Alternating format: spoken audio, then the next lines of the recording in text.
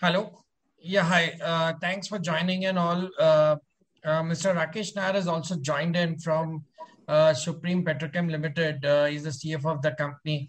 Thank you so much, sir, for coming in and thanks for giving us the opportunity. Yeah. Good evening. Yeah, good evening, sir. So we have people joining in. I think we'll just wait for a couple of minutes and then we'll take it off. Is that fine, sir? Yeah, okay. Yeah, sure. But I need to wind it up by 5:15 positively. Yeah. Yes, sir. We will do that. Okay. We'll do before that, sir. Okay. Thank you. Yeah, thank you. Yes, sir. I think we can start. So, shall we start with a with an opening note from you, or we shall start with Q&A?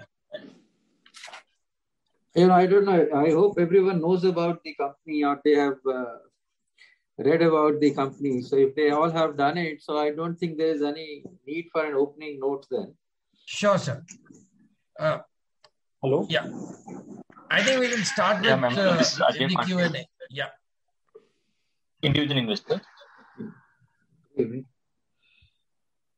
Yeah, Ajay, go ahead.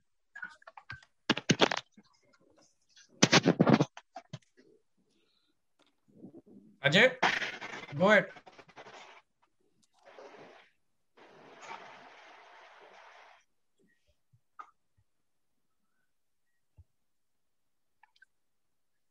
Ajay, you're not audible.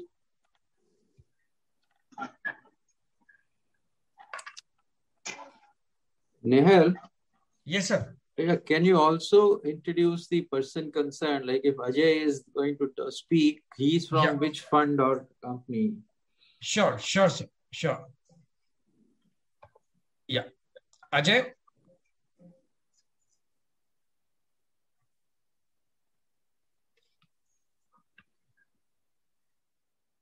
I think is logged off. Yeah. Yeah, anyone who wishes to raise any question to Mr. Rakesh Nair?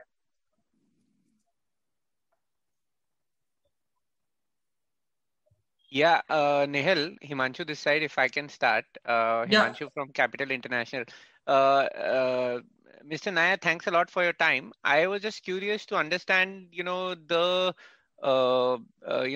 congratulations for such a great, margin profile for the last, couple of quarters. I just want to understand the repeatability of these and, how you're thinking about the margin profile going forward. See, the 2020 was a year where many things happened. COVID, of course, one, but globally, because of the events there, COVID one, to the freeze which happened in the US, some disturbances in the plants which happened in Europe, and also the incident of LG Polymers which happened in India. The polystyrene supply was affected, though the impact of the freeze was more in the styrene monomer plants, but then going forward, this affected the polystyrene plants also in Europe and US. Asian plants were running fine. Asia was not an issue. So the demand from the OEM segments was very, very strong. That pushed the margins all over the world. And in India, then with one of the players going down, and since with that player, there was an overcapacity in the country, and there was always a price competition going on in the country. So that price competition was not there once the markets opened in India and the demand started. And that helped the company to get these kind of margins. Now going forward, it's still that the situation has not normalized in US and Europe. Again, the plants have not started. They have started, but very slowly. They have manpower issues, and the margins globally are still the same. They may have come down a bit, but then they are very, very strong, much better than the what they used to be earlier. And in India, of course, now the LG Polymers is not there, so that price war or a price competition which was there earlier, it will no longer be there.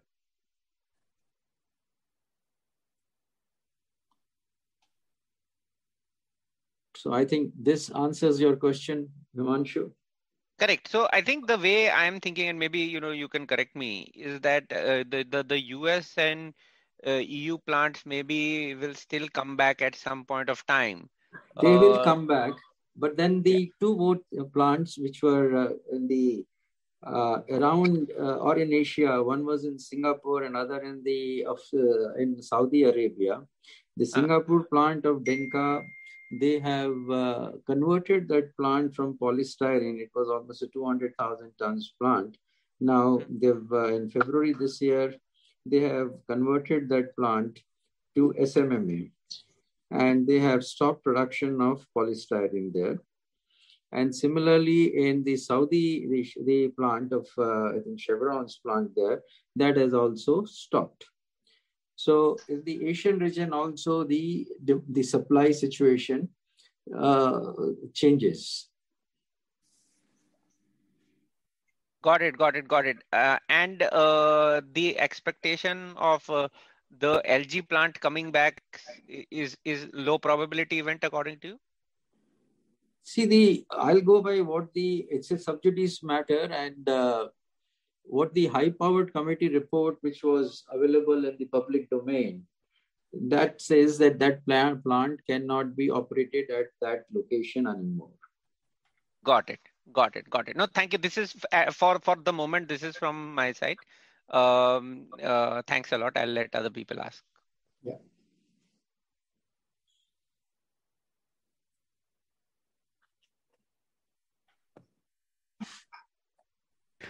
We have a question from Abhishek Ghosh. Abhishek, please unmute your line and go ahead. Hi. Hello. Am I audible? Hello. Am I audible? Yes, hello. Yes, Abhishek, you're audible. Please introduce yourself. Okay. Go ahead. Yeah. Hi, sir. This is Abhishek Ghosh from DSP Mutual Fund. Sir, I had a couple of questions. If you can just help us understand the overall demand of polystyrene in India, and your and LG's capacity, and how much of it is kind of dependent on import. If you can just help us understand the dynamics. Thanks. India had a capacity of 472,000 tons pre-LG incident. Okay. There are three players. We were there. We are the largest. And these are the nameplate capacities I'm talking about. We have a nameplate installed capacity of 272,000 tons. LG was 110,000 tons, and the INEOS Styrolution is around 90,000 tons, and that makes it put together 472,000 tons. So these are the nameplate capacities. The effective capacities of all these are, I would say, closer to 80% or so because of the various grades which you do, and then these are on a standard grade, these nameplate capacities, but then when you are running, if you are doing tougher grades, the capacity automatically goes down. So the effective capacity would be closer to say 75 to 80% of these nameplate capacities. Now, out of this 472,000 tons, 110,000 tons goes away. And out of the 362,000 tons, if you look at the effective capacity available, that would be 75% of this or so. So that is the capacity, effective capacity available, for which the actual production will be out. And the domestic demand is only, as of in the year 1920, was 255,000 tons or so. Okay, so if you look at it now, so if the demand is 2.5 lakh tons, and of the 362, about 75% utilization, if I broadly take, it's broadly that number of closer to about 3 lakh odd tons. So you are still having excess capacity in that sense. You are having to export. Is that the way to look at it?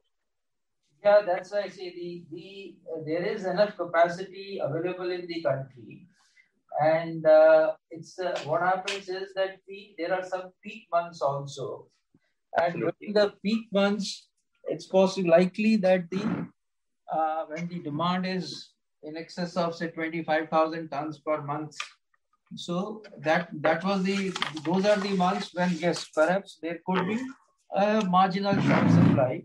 But in any case, India imports regularly. Those who have the traders and others, those who look at some opportunities wherever they think they can find some material. So they import, and the last year the total imports of in the year 2021, the total imports are, one sec, I will tell you. Generally, they have been around 30,000 tons annually, but last year, post the incident of LG, there were little higher imports, and the total imports in 2021 was 40,000 tons.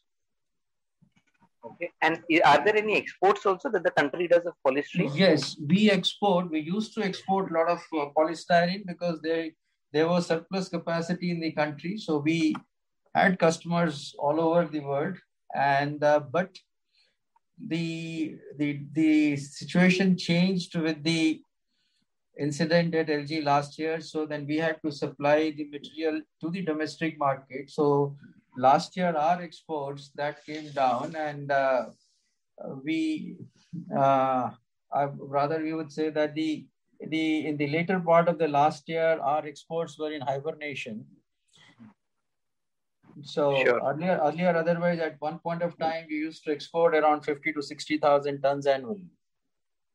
So, sir, the need to expand capacity now is largely to be able to cater that export market, because domestic is largely kind of yes, we know, but then this is to cater to the future growth also, because then now we do not have any surplus capacity available with us. Sure. So as the OEMs or the appliances market is growing in the country, there is what we are looking at it as per the estimates given to us by the various appliance manufacturers. They are looking at big growth numbers in the years going forward. So we are expanding, one, to meet that demand, and two, of course, if whatever is surplus available, to always to export. Export is always available to us. At one point of time, we were exporting to almost 100 countries in the world. Oh, okay. So just one last question from my side. What is the capacity expansion that they're doing and the outlay for the same? Thanks. We are doing the 90,000 tons of polystyrene expansion, and around 30,000 tons of expandable polystyrene. So put together both the projects, 120,000 tons will get added once that project is completed. And the outlay for this is 250 crores. Okay, sir. Thank you so much for answering my questions, and I'll come back in the queue. Thank you so much. Thank you. Ladies and gentlemen, if you have a question, request you to raise your hand, unmute your line, introduce yourself, and speak out your question. We have the next question from Rahul. Rahul, please introduce yourself and go ahead. Sure. Hi, sir. I'm Rahul from Abacus Asset Management. So just wanted to understand what would be the price rise in our polystyrene post the incident, like pre-incident and post-incident. Can you give some average price and the gross margins that we can make during the normal times? See, the price rise is not that I decide the price rise. See, it's a commodity. Right. Polystyrene is a pure commodity. EPS, of course, is still a commodity, but then the treatment there is different, because importing it and getting it is also not easy. So the polystyrene is a commodity business. One can always import it. If not from Singapore, one can import it from Taiwan or Korea or from Iran or wherever. But so the price is, and it's a well-published all over the prices of all these commodities. So the price is determined by the deltas.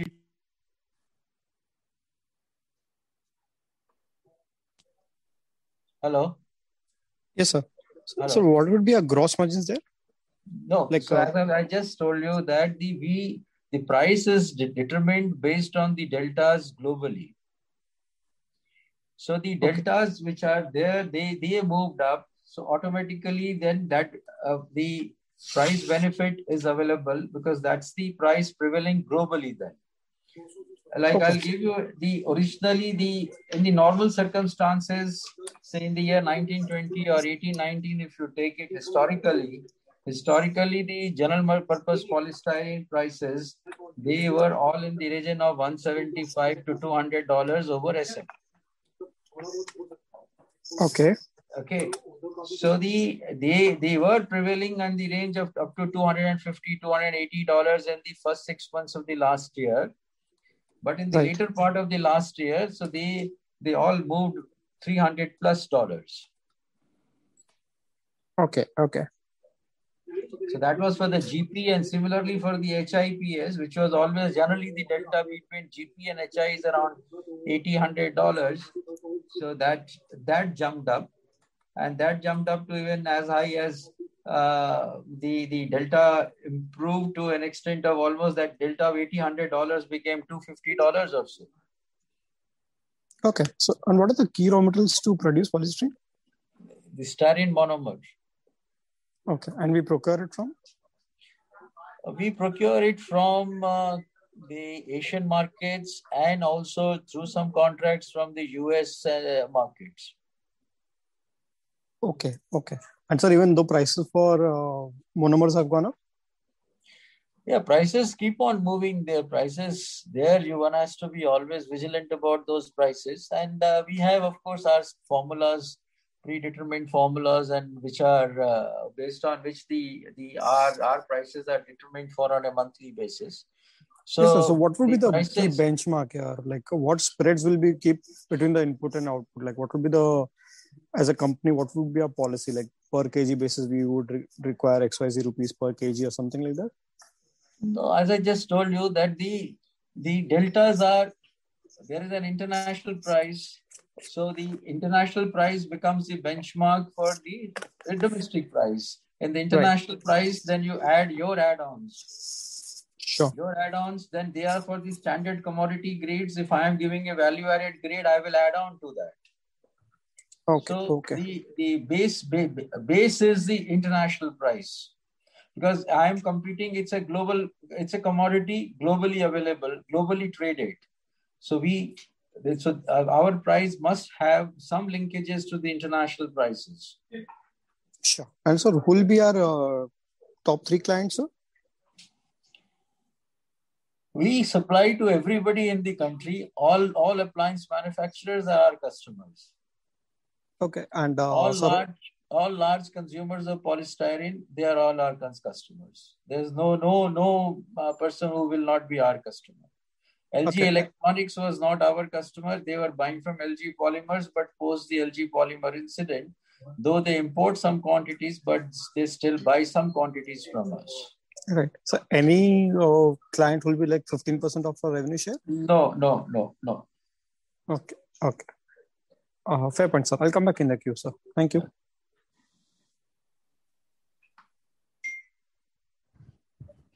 Thank you. Ladies and gentlemen, if anyone has a question, request you to please raise your hand, unmute your line, and go ahead with the same. Yes, Abhishek, please go ahead, unmute your line and introduce yourself. Please go ahead. Yeah, hi, sir. This is Abhishek here. Thanks again for the opportunity. Sir, just wanted to understand one thing, the issue that the LG polymer plant had. I'm saying in terms of for your plant also, have you ensured that this kind of incident or accident should not occur? What have we kind of done to kind of ensure that? If you can just help us understand that. See, why did their incident happen? That one has to see first. Because they were under the lockdown, their plant was totally stopped, and they were, when they restarted or they were making efforts to restart the plant, the vapors of their storage tank, styrene monomer, that leaked. It's not that there was any fire or there was an explosion in the plant, and maybe the designing of their tank was an issue. I won't be able to comment on that. But then the safety precautions generally are always in place. And we never let our plant stop for this very reason last year also. Rather, our chief of our works, he did not go home for, though his family lives in Bombay, he lives in the plant. Only over the weekends, he was coming always to the plant, Bombay. But from March, when the lockdown started, from March till September, he was there only, never moved out of that plant, and our plant was running. So that the styrene monomer is a hazardous material. The flash point of styrene monomer is only 31 degrees. So the storage of styrene monomer has to be very, very carefully handled. You have to have all kinds of refrigerated tanks. One has to have all kinds of nitrogen covers and other things. So those precautions one has to take, and we always do the risk management is a major issue. So we get ourselves audited. We ensure that all care is taken. Okay. So, but given this nature of the accident, will it not be will it not be possible for the LG plant to kind of come back? Just trying to understand it from that perspective. See, they are in the midst of the city now. Okay. Maybe when it was set up way back by the first generation promoters, they were, I think, the DCM or whoever had set it up in the year 1962 or so. It may have been out of the city, but right now it is in the midst of the city. So because of this incident, what we have read in the high powered committee is that they recommend that this plant should not be restarted at this location. Okay. So beyond that, I really can't say anything. Okay. Sir, I see other participants also raising hands. I'll just take one question. I'll come back in the queue. Is that like your group company, when you incur a capex, do you also have a threshold ROC limit that you kind of have an eye on that incremental capex should generate or capital should generate that 20% ROC kind of a thing? Is that something that you'll follow? We don't look at 20% ROC business, but we certainly look at it that, okay, our cash payback should happen in 3 years' time.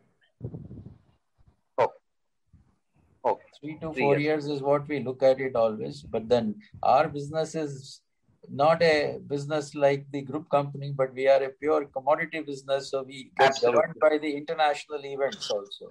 Absolutely. Appreciate that. Thank you so much, sir. I'll come back in the queue. Thank you so much.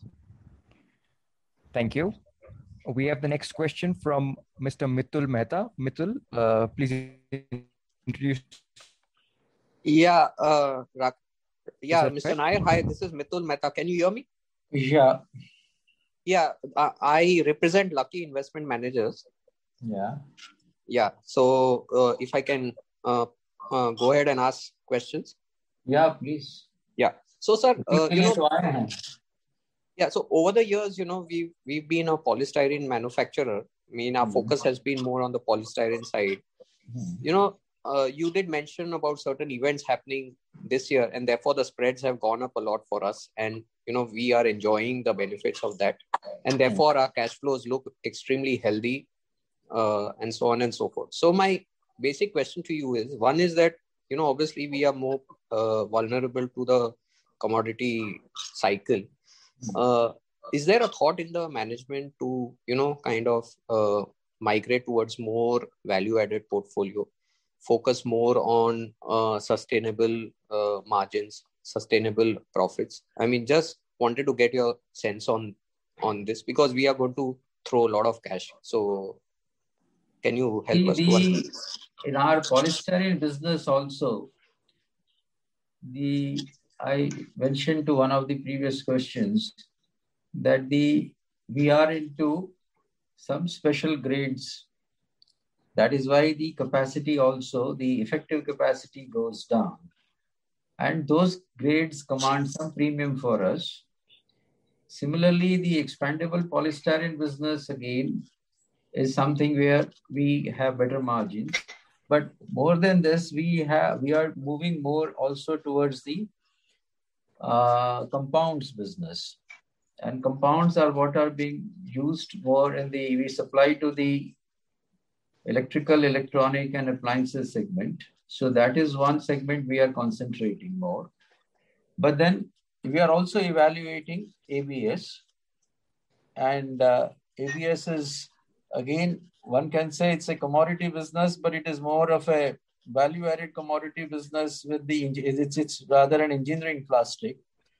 So we are looking at diversifying into the ABS business. So, all these compounds and, the special grade polystyrene, all these put together, what would that constitute as a percentage of sales? So let's say if this quarter we did about 33 to 35%. Okay, so which means if this quarter we did about 1,200 crores, so out of 1,200, 30% would comprise of these businesses. Yeah. And the margins of these businesses would be different than the polystyrene business? Yeah, you see our margins are not like the other margins. It's more like, per kg margins. They are not percentage margins that I can say कि 20% इसका है तो उसका 25 होगा, ऐसा नहीं है. But here the per kg margins are better. They are say they 10 to 15% better than the normal margins.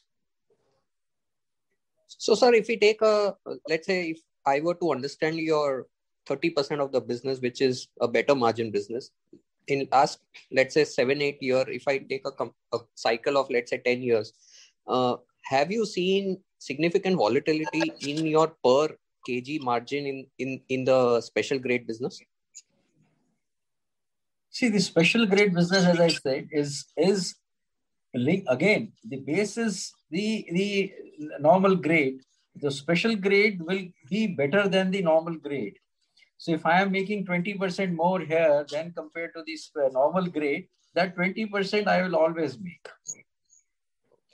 But the overall, if I was making say 10 rupees a kg here and I was making 14 rupees a kg there, so this 10, if it is coming down to 8 rupees a kg, that 14 will also come down to 12 rupees a kg. Right. And in your understanding, given the current economics of the polystyrene business, how long do you believe that these delta could sustain for us, given the fact that LG Polymer plant is out, Saudi is out, Singapore is out, and then there are some issues in US and Europe. So in your understanding, how long do you think that these margins can sustain, or the per kilo delta can sustain? See, the US and Europe issues will certainly get resolved this year. We think that in the next 6 to 9 months, they should all be coming back on stream and they should be operating. But then the imports of polystyrene, they don't happen from US or Europe to India. The imports happen from Far East, Southeast, and Iran. So the availability there may improve, but then as far as the domestic market, but then there is already Singapore has shut down, the Saudi has shut down. So automatically almost 400,000 has gone from that market. So the overall, if you look at the region, there will not be enough surplus available. And with Indian market now, with the price competition, which was earlier there because of the overcapacity. So the overcapacity goes away. So with that, we should be able to make not the margins which were there, I'll say in the last quarter or the immediately previous quarter, but they will certainly be much improved margins in the months going ahead or in the year going ahead. Right, sir. And this 250 crore expansion is a brownfield expansion or it's a greenfield expansion? No, brownfield. Okay, great, sir. Thank you. Thank you. We have the next question from Himanshu Sharma. Himanshu, please go ahead. Sir, just, Himanshu this side, just picking on what Mitul was just asking, because I think it's an important train of thought. Just to make sure I've understood correctly, if the last quarter PAT was close to, let's say, 230 to crores of rupees, and earlier it used to be much lower than that, what you're saying is it's not going to go back to 50, 60, 70 crores, which used to be earlier. And it's also not going to sustain close to 230, 250. Maybe, like in my mind, I'm thinking more like 170, 180 should be a more kind of a achievable normalized run rate for PAT. Does that sound reasonable to you, or do you think like I'm being too aggressive? Like, just want Vanshu, your thoughts. I'll say that, you see, earlier when we had overcapacity in the country, we were not getting the delta which was prevailing in the international market. We were actually at times selling in the domestic market lower than the international deltas. Like if the imported price of polystyrene, the normal standard grade of polystyrene was say $100, and if you multiply it with the dollar exchange rate and the custom duty and your clearing charges and everything, the price which should have prevailed, that was the minimum base price. Forget about the premium for just-in-time supply or premium for smaller quantities and all that. Just forget about all that. So, but even that base price was also not available because of the overcapacity in the country. And the MNCs essentially believe that, okay, mera market share kitna hai? So for market share, always there is a fight. Now, those elements are out for us. Correct. So those elements are out. So with those elements out, so the automatically, at least if nothing else, I would be getting the base delta, my premium for my grades here, premium for the just-in-time supply, premium for the smaller quantities are and premium for all the what you call is the shelter, and they're protecting them, the local buyers from all the volatilities and everything. So all that will be now to my account. Correct. So that's where I'm coming to, that maybe, there has been some exceptional things which happened in the last quarter, but still 70-80% of the benefit you may able to still retain going forward. Yeah, but we have to see how the international prices behave. Correct. No, that is there. Like, and if it normalizes to what it used to be earlier, right? Like we can't predict if it falls 50%, then we have bigger problems in life. But if we were to take a reasonable scenario that it goes back to what it used to be pre-COVID, long-term averages.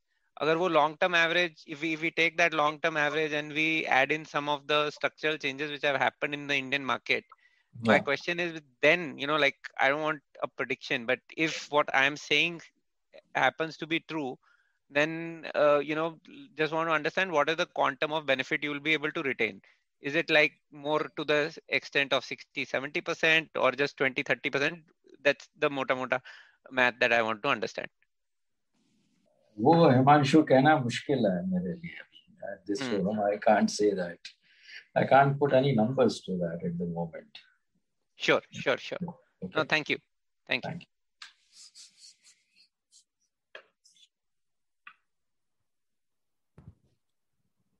you. Ladies and gentlemen, if you have a question, request you to please raise your hand, unmute your line and go ahead with your question. We will just wait a moment for the question queue to assemble. We have the next question from Rahul from Abacus. Rahul, please go ahead. Yeah, hi, sir.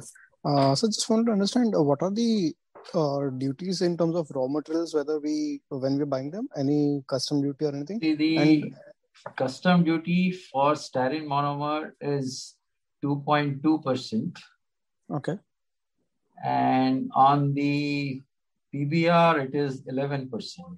These are the two main raw materials. Okay. Fair point. And so this 250 crores, we are doing largely for the 90,000 ton expansion, right? For PS and expandable PS.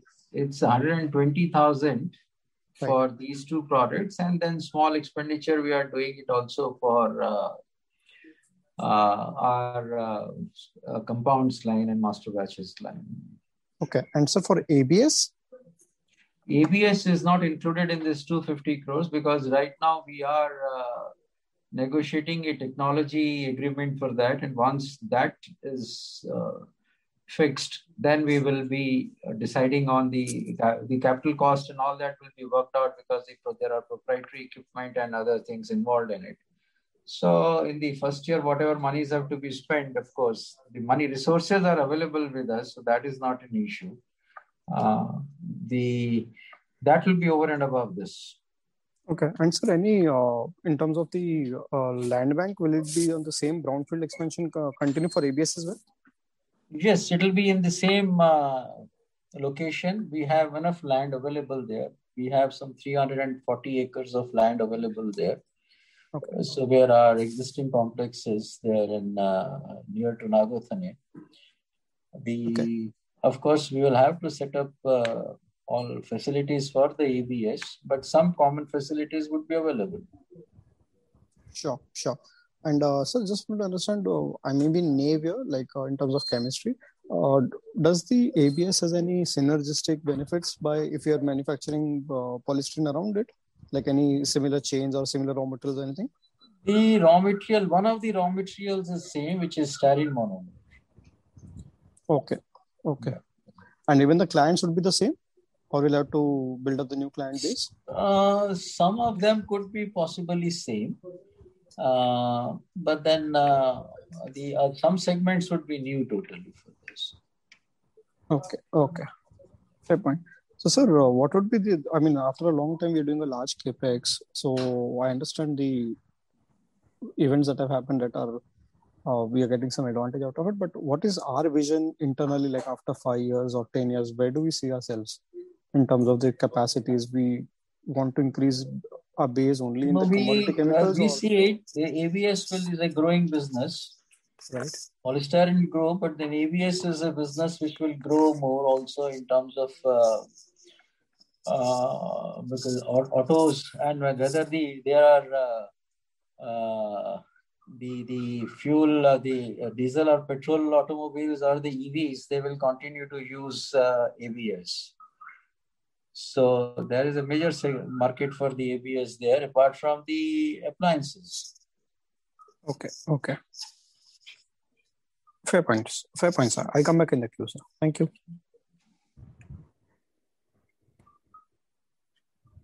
Thank you. Ladies and gentlemen, I repeat, if anyone has a question, request you to please raise your hand, unmute your line, and speak out your question.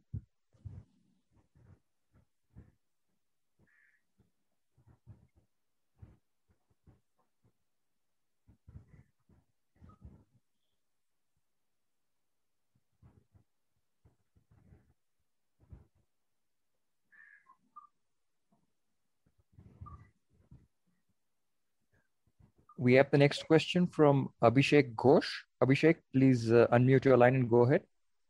Yeah, hi, sir. Thanks for the opportunity again. Sir, are you hearing of, while you've spoken about capacities being shut in India and Asia, given the kind of spreads that one is seeing, are also players kind of talking about addition of some amount of capacity? Additional capacity, which part? I'm saying the way you spoke about Saudi, Singapore shutting down the capacity, is there also, and the way you are expanding capacity, is there any other player also in your know-how who's kind of expanding capacities now, given the kind of spreads and other things? We have not heard of. Okay. And sir, you believe the import have also got curtailed because of the overall container availability and the freight rate increases that one has seen? You think the imports have also got impacted on account of that? No, imports have not got impacted last year. As I said, the normal, like 1920, there were only 28,000 tons of imports of polystyrene in the country. Last year, it was 41,000 tons of imports of polystyrene. So actually, it went up, and rather the first quarter imports were minimal. So this increase of the 12,000 tons increase of imports has happened in the last 3 quarters only. So meaning almost 1,000, 1,500 tons of imports have gone up. Okay. Got that. And so just, can you also help us with the overall capacity of polystyrene in Asia? Would that be possible? Would you have that number handy? I wouldn't have that number handy, but I know global capacity is close to today 11 million tons or so, 11.5 million tons. Oh, okay. And sir, what are the typical asset turns in the normalized prices one should believe in your business? Sorry, I couldn't get that. I'm saying, what are the kind of asset turns that you kind of usually see in this kind of business? So for the capex of 250 crores, what is the corresponding revenues that capacity can generate very broadly? You see, as I said, 120,000 tons, 120,000 tons, but then again, what price? So the revenue can be, if the styrene price is today at $1,300, so $1,300 and a delta of $300, so $1,600 into 120,000 tons that is the revenue. But if the styrene monomer price goes down to $700, so it will be $700 and $300 will be $1,000, and $1,000 into 120,000. So the revenue is something very difficult to project because it is linked to the raw material price. Appreciate that. Yes, sir. Yeah. Okay. So we really don't look at the top line. The only thing is the delta is what matters to us. Sure. Okay, sir. Thank you so much for answering my questions and wish you all the best.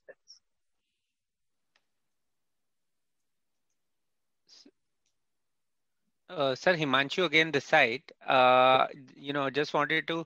So, what is the normalized delta? Like before COVID, like what was the levels that you were used to seeing?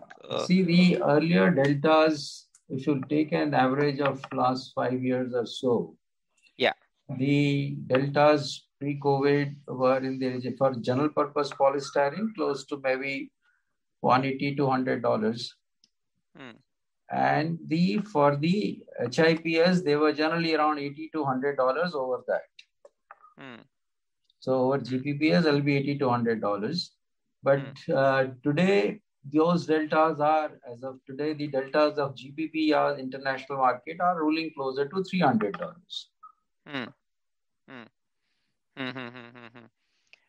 Got it.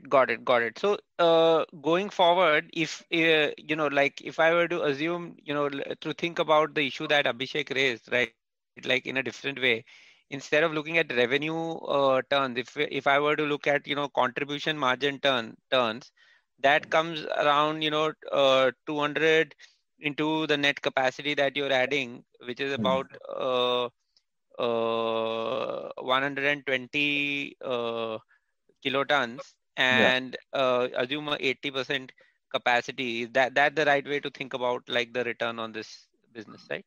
Yeah, maybe. Take it. Got it. Sir, the other thing is like, there's also a lot of cash which is coming on the balance sheet. And I think, thanks for, like the generous dividend policy plus the share price, the capital reduction. But going forward, I remember last year you had considered a buyback. Is that something that the company will consider once the, of course, COVID situation normalizes, or how are you thinking through? Because the CapEx plans, you've laid out how much you need. And, I'm assuming like the coming 2 quarters also looking quite strong with where the deltas are. So the company will accrue a lot of cash. And I just want to understand, like, if there are plans to do more dividends, or, I would actually prefer a buyback because that gives management's confidence on the share price. So just wanted to get your views on that. Himanshu, we did a buyback last year. That was our third buyback which we did last year. And the earlier 2 buybacks were kind of a flop. We never got any significant shares. Last year also, we did not get the full quantum. We got maybe, but still we got almost 55-60% of the quantum last year. So that's the reason we decided, one, we will do the capital reduction now. And dividend is there, capex is there, and our ABS is going to come. Correct. So the ABS will involve a lot of capex. And as far as the future buybacks are concerned, so let the board take a call on it. That is once we have enough cash after the ABS, the board will always look at it. So got that. The reason, and just like throwing it out there, I think one of the reasons, one of the skepticism around the stock is around people's view on how repeatable these the current quarter's performance is. And even if the buyback is not very successful in terms of how many people actually tender their shares, in my humble opinion, it would be a great signal to the market in terms of management's confidence in the business going forward. So that's my suggestion. But thanks a lot. अगली board meeting में आपकी बात हम board से कर देंगे. Thank you so much, sir. That will be great. Thank you. Thank you. Thank you. We have the next question from the line of Neeraj Marathe. Neeraj, please unmute your line and go ahead. Yeah, good evening, sir. Neeraj Marathe here. Hello, am I audible, sir? Neeraj, you represent which company? Sir, I'm an individual investor, sir. Achha, okay. And I'm also a registered research analyst. I'm a shareholder of the company also. I just wanted to ask about the increased use of EPS.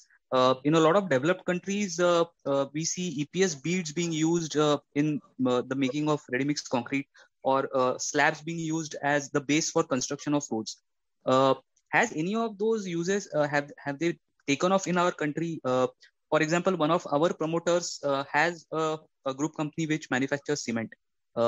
Has this happened? The increased usage of EPS in these applications? No. We are trying to promote that. Okay. But then as far as construction is concerned, we have promoted now the 3D panels made out of EPS. One of the exhibitions. So now that is being used in like even the Maharashtra government is using it in one 12-storied building being built as a transit house and some other center. Then some big warehousing zones where all these bigger e-commerce companies are having their warehouses. Their warehouses are now being built with these 3D panels. Some farmhouses are used. So the 3D panel, we see that there is uses is increasing now. It took us a lot of time to promote the product. Okay. We are again promoting another product called Geofoam. That is also made out of EPS, and that is the one which is used for the road constructions, for the base for the roads and the culverts and the bridges and all that. But then for that, we have made many presentations also to the right authorities and other places. So we are trying to promote that, but it will take some time, it looks. Okay. Thank you, sir. And just before I go on mute, just a request, if possible, we are now entering a phase where expansion is taking place. We have a fantastic balance sheet also. As analysts, it would really help us if you can come out with quarterly result presentations. For example, like our parent company also does. It would be very helpful for us. So if you can take that into consideration, that would be great, sir. Okay. Thank you, sir.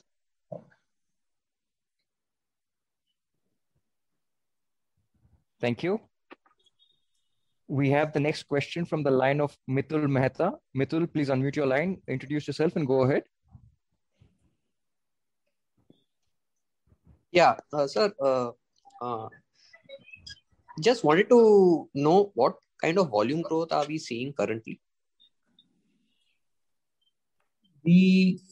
current year, we see that the Indian polystyrene market should grow by, I would say, in the region of 15% odd. But then that was our estimate pre-second wave. So now with the lockdown all over India, practically the mobility is stopped. So some impact will come. So very difficult now, but then we still feel that the polystyrene market this year should grow at least now with 10 to 12% it should grow. And for us? Yeah, we will grow. Maybe we will grow at 15-18% we will grow.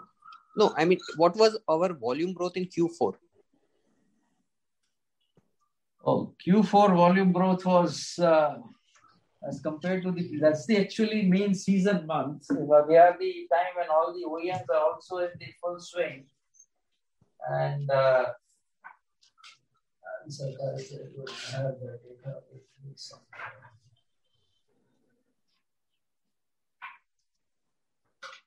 Hello.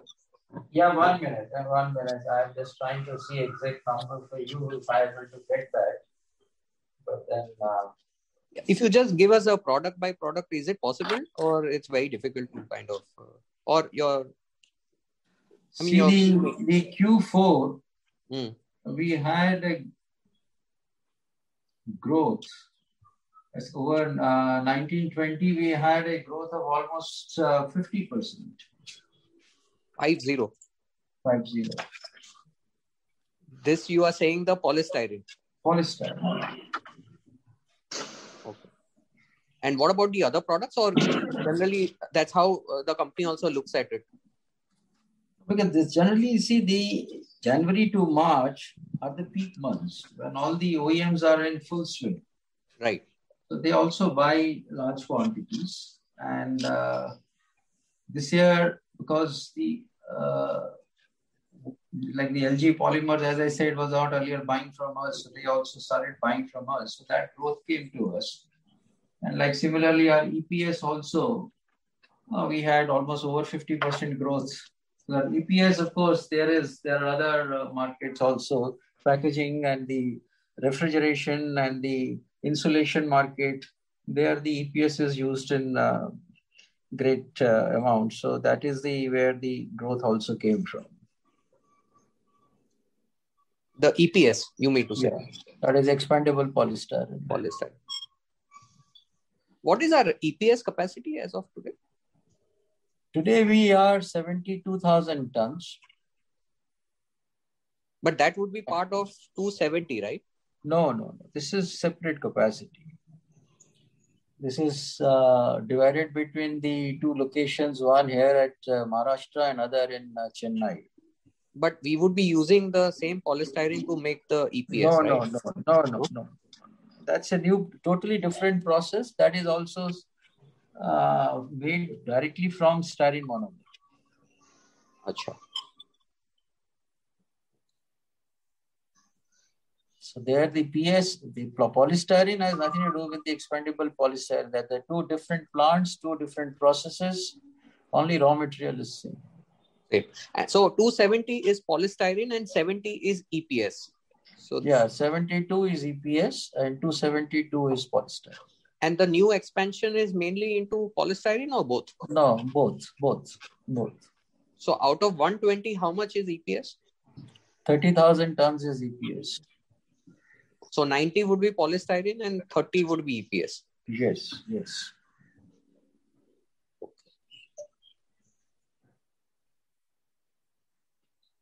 And how is the EPS market growing in India? EPS market in India, it's like we grew by 20% last year as a company, but as a market, as an industry, there was a degrowth of 5.75%. So what helped us to gain market share and grow more than the market? Again, the same as polystyrene, same reason.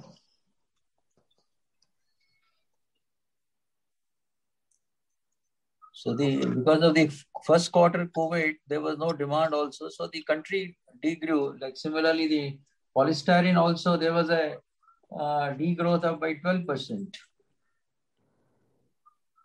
Right. So this year also about 15 to 18% volume growth looks doable. In polystyrene business, yes. In polystyrene, yes, we expect we around 15% we should grow. And in EPS also, we expect by another 10 to 15% we should grow.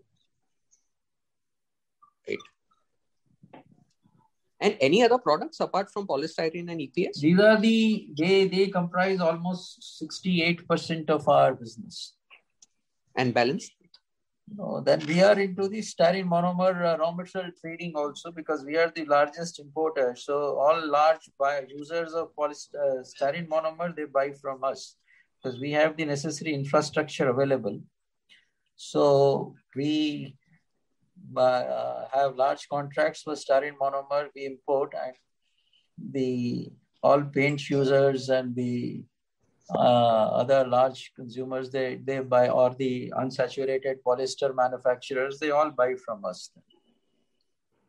And that is what percentage of the business that this trading of the top line? That is roughly around 24%.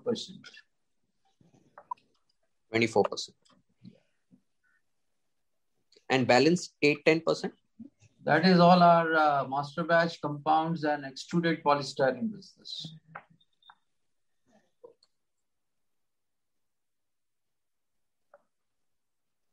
And this trading business is also growing, or it's kind of... Sorry, what did you say? This trading business is also growing, or it is more or less flat? Now I think it's reached a plateau now. Okay.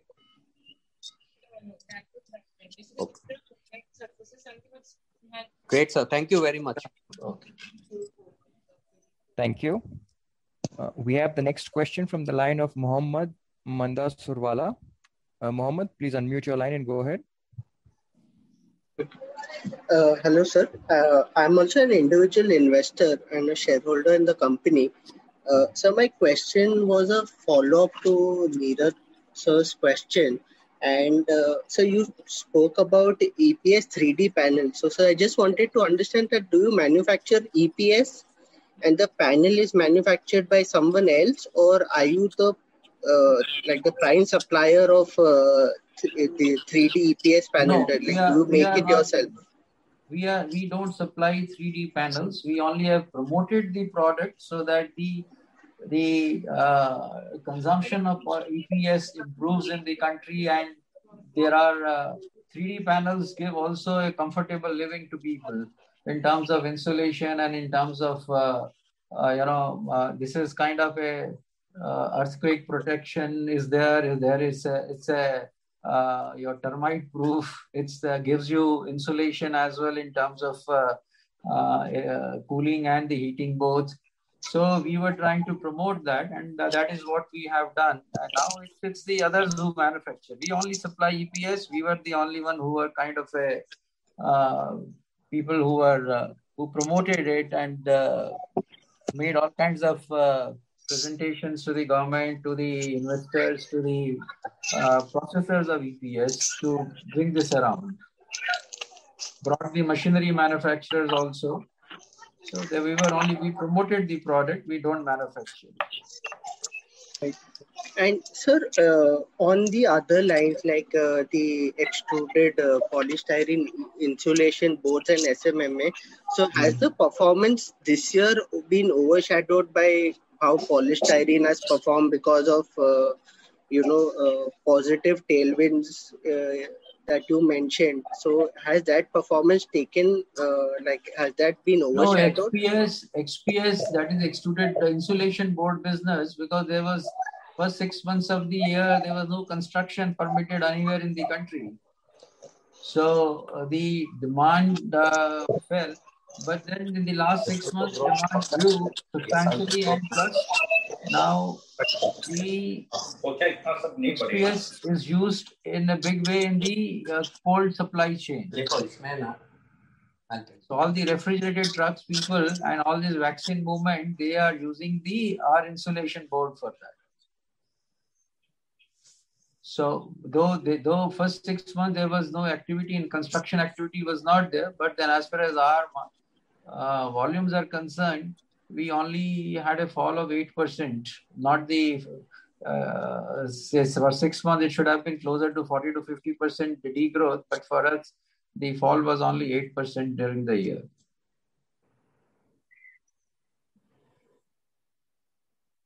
And sir, regarding anti-dumping duty on polystyrene, I think that has been made applicable. So what has been the respite in terms of cheaper imports from Iran and other places that is has talked about in the annual report?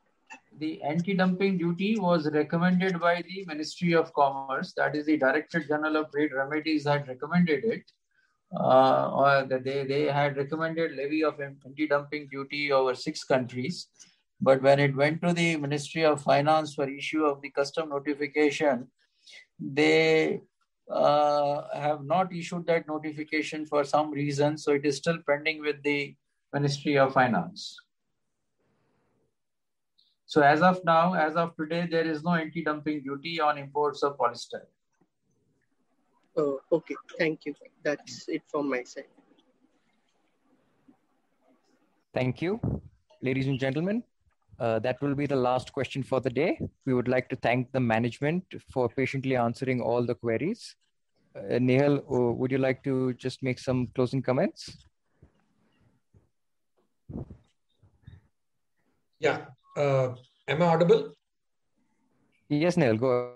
Thank you very much, sir, for coming in and giving in your precious time. It was really very forthcoming, and we wish we can have another session probably, say, a couple of quarters from here. Okay. Thank you, Nehal. Thank you so much, sir. Thank you, everybody. Yeah, thank you, everyone.